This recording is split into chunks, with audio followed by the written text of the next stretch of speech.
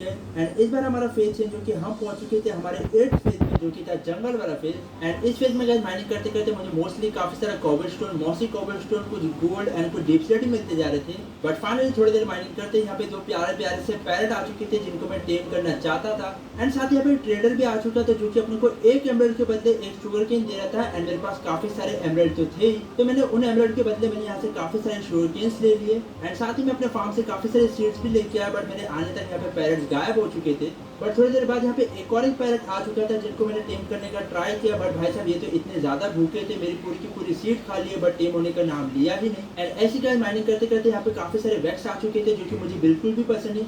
सबसे पहले ये लोग पीठ पीछे वार करते हैं एंड साथ ही ये लोग काफी गंदा वाला डैमेज करते हैं। बट आपका भाई भी प्रो है, मैंने भी इन वैक्स को छोड़ा नहीं और मैंने भी एक एक करके सारे वैक्स की गुद्दी चटका दी। एंड ऐसी गाइस माइनिंग करते करते यहाँ पे आ चुके थे हमारे प्यारे पांडे जी। एंड इनके रहने के लिए भी अभी यहाँ पे कोई जगह थी नहीं, तो इनको भी मैंने अभी अपने एनिमल्स के साथ ही शिफ्ट कर दिया। एंड उसके बाद गाइस मुझे जो शुगर केन्स मिले थे उसे मैंने प्लांट कर दिया ताकि मुझे और भी काफी सारे शुगर केन्स मिल सके। एंड तभी गाइस मैंने देखा कि यहाँ पे ड्रामा झूला झूल रहा था, लिटरली वो लटक रहा था। बट भाई इस बंदे को तो जरा से भी फर्क नहीं पड़ रहा था, ये तो सिर्फ और सिर्फ सीनरी एंजॉय कर रहा था। ये सब क्या देखना पड़ रहा है।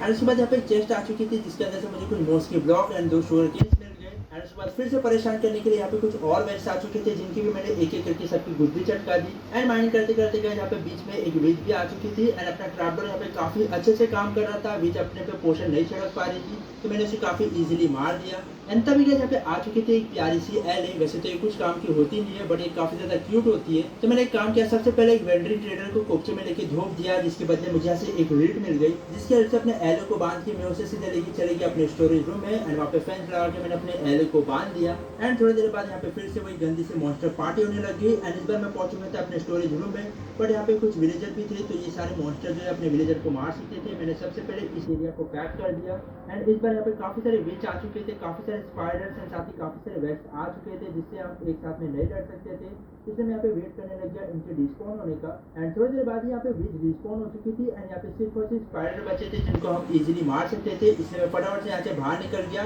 एंड उसके बाद मैंने यहाँ पे एक एक करके सारे स्पाइडर्स की भी गुद्दी चटकाना शुरू कर दिया। एंड ऐसी गए थोड़ी देर और माइनिंग करते यहाँ पे फिर से एक और एक पांडे जी आ चुके थे, तो मैंने इनको भी अपने एनिमल्स के साथ ही फटाफट से शिफ्ट कर दिया। एंड थोड़ी देर बाद गाइस फाइनली यहाँ पे बेनेवलेंट गिफ्ट वाली चेस्ट आ चुकी थी जिसके अंदर से मुझे 2 और डायमंड, काफी सारे बैम्बूस, एक गोल्डन एप्पल और एक जंगल सैपलिंग मिल गई। एंड उसके बाद गाइस अब हम पहुंच चुके थे अपने 9th फेज में जो कि था मैंग्रोव स्वैम्प वाला फेज। एंड ये फेज गाइस अब तक का सबसे बकवास फेज था क्योंकि इसके अंदर से मुझे सिर्फ और सिर्फ मड मिलते जा रही थी, डर्ट मिलते जा रही थी एंड वो सड़े से जो है ट्रीज के लीव्स मिलते जा रहे थे।